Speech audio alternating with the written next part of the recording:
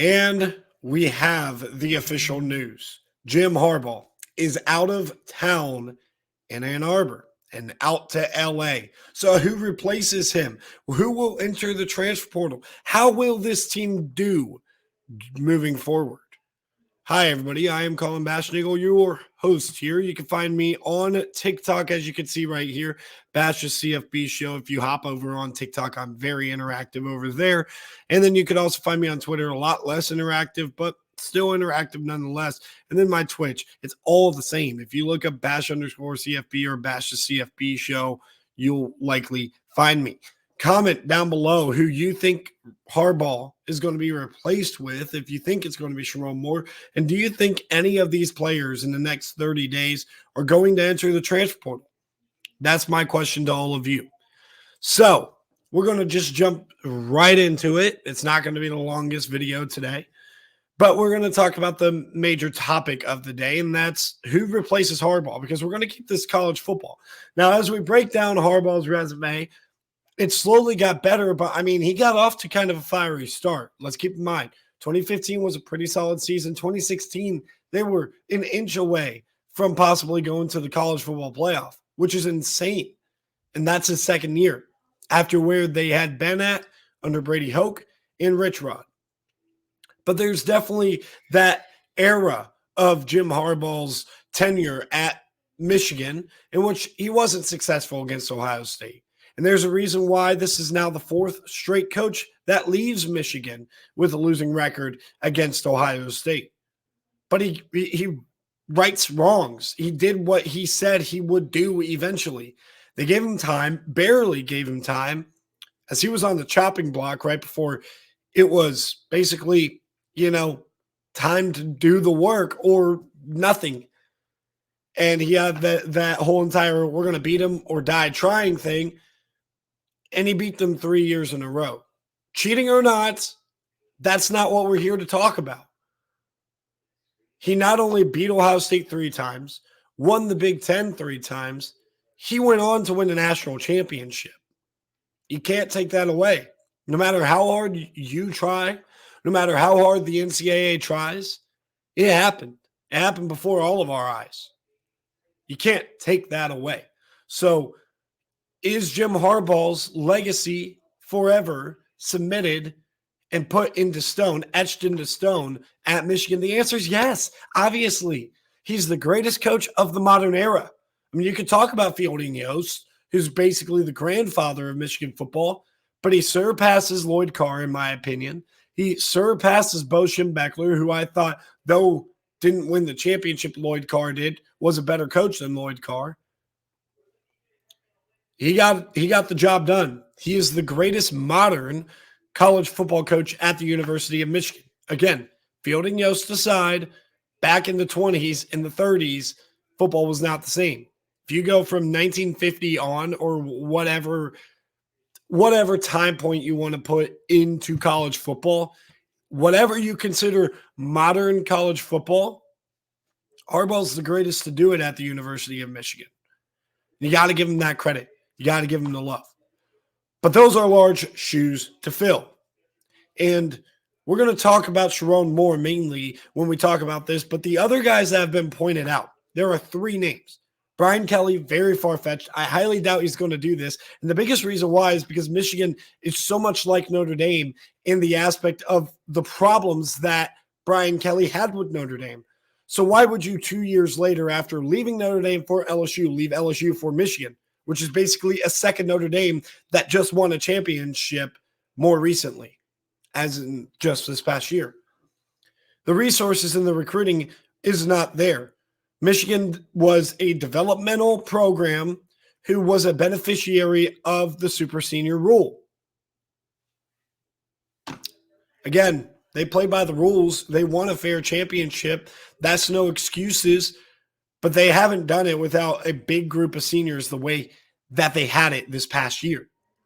So Brian Kelly's not leaving. Matt Campbell, hey, I'm just going to say this right here. Former Toledo head coach, was a Mount Union guy in Ohio, Northern Ohio kind of guy. Don't know him to be like a Buckeye. So is that a possibility? Yeah, if Michigan wants him, it's a possibility. And the biggest possibility out of the outside hires is Jed Fish. I know he just got hired over at Washington. And I don't know what Washington would do if Michigan were to hire away Jed Fish. But that's the most likely. I mean, he worked as a defensive assistant. But the problem I would have if I'm Michigan is I look at Jed Fish's track record and I'm like, we just had a coach that had flirted with the NFL for now 3 off seasons in a row and left us for the NFL. Do we really want to take a guy that clearly struggles with commitment so much to the point where he would be taking this job 2 weeks after he got another job? So that brings us to the most likely and the most conservative scenario, which is going with Sharon Moore. Sharon Moore came in, and I'm going to make this very clear. He has a 4-0 record as Michigan's head coach. But he came in and ran Jim Harbaugh's program. And the thing about Sharon Moore taking over Michigan now in comparison to, I don't know, other guys like Ryan Day or Larry Coker, and I hate to compare Ryan Day to Larry Coker, but you'll hear this out in a second. Ryan Day, Larry Coker, Lincoln Riley, and any other guys that kind of Mark Helfrich took over a job that was left for whether it's the NFL or retirement in Bob Stoops' case or Ryan Day's case with Urban Meyer, even though it ended up being the NFL, it was immediately retirement. So what doesn't matter the circumstances, because obviously when you look at what happened when Larry Coker took over, Butch went to the NFL. Butch Davis went to the NFL. I don't think you can compare Michigan to those situations because of the roster rebuild that's there. You think about what's coming back, that Miami team. What was coming back on that Miami team was one of the best rosters you could ask for. Like, yeah, they lost guys like Ed Reed and Edgerrin James and guys like that. Oh, but if you replace them with like Sean Taylor, Willis McGahee, and you have Andre Johnson, and you got Ken Dorsey coming back at quarterback, like you're fine. Kellen Winslow replacing Jeremy Shockey, you're fine. Same thing with Oregon. You get Marcus Mariota's Oregon offense right there that's ready-made to compete for a national title in year 1 under Helfrich.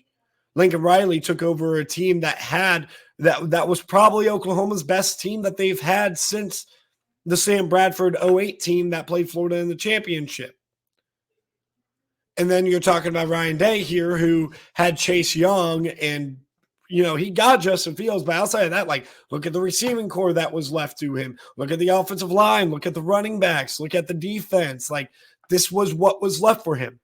Sharon Moore is an offensive guy. He is an offensive line coach, and he's an offensive line coach that has to replace not only the top 5 starter or the 5 starting offensive linemen, all 5 of them, but his 6th offensive lineman too. I was going through what Michigan's offensive depth chart would look like, and it's like, okay, Alex Orji, you can assume is going to be the quarterback. You can assume that RB1 is going to be Donovan Edwards. Samaj Morgan and Tyler Morris had their moments this year. Colson Loveland's going to be back. That tight end 2 is kind of up in the air. On the offensive line, you literally have no idea, and you haven't seen too many of these guys play meaningful snaps at the University of Michigan. So he's going to have to distribute away the offensive line duties, which he didn't have to do this past year when he got the responsibility, and that kind of gives you the full circle point. He didn't give up his offensive line coach and play calling responsibilities and duties, but he's almost going to have to do that, because if he doesn't, developing an offensive line that has all 5 brand new starters, and none of them have any sort of meaningful experience that is significant enough that you can just let it go on autopilot.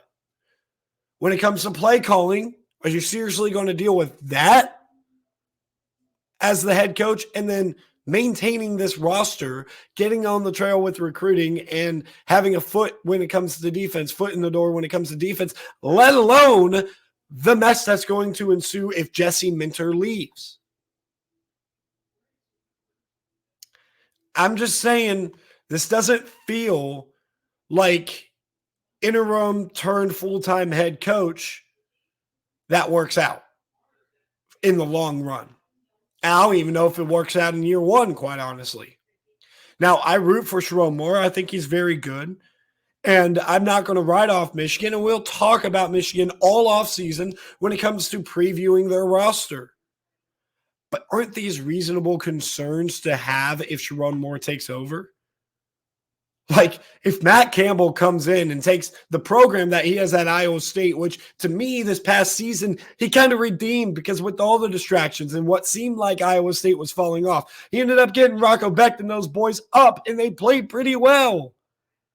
Like, Matt Campbell runs a tight ship. If you go and hire and lure away, which I don't think they will, if you do that with Matt Campbell, I think Matt Campbell runs the Michigan program just fine. But we're going to have to talk about players. And are there going to be Michigan players that enter the portal? Well, the impact guys are just not entering the portal. The guys that you're thinking of is just not entering the portal.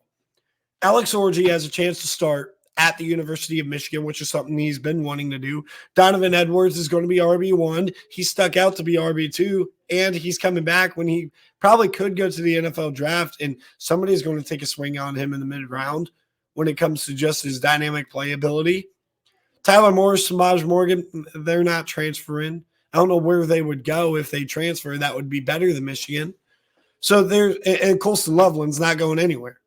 He's Michigan born and bred when it comes to, well, I shouldn't say born and bred. He's a kid from Idaho, and he got a lot of offers, but that's the one where I'm like, if he enters the portal, it's not the most shocking thing, but I don't think he's entering the portal. Like, I think he's fully bought in.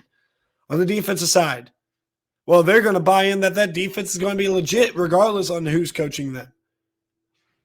Like, if you think about it, the defensive ends and the nose tackles are really good players. And then you get those DBs. Makari Page and Rod Moore deciding to come back. And then you get Will Johnson back. None of these players are going anywhere. And the big thesis to all of this, right, is whatever Michigan is currently is what they're going to be in September with some added depth through the transfer portal because they need to. Michigan is not falling off immediately. They will have a very solid defense. They'll be competitive just off of that, even if this offensive issues that I talk about doesn't get figured out. We thank you guys for tuning in for this video. Make sure you guys like and subscribe. We'll see you guys next time.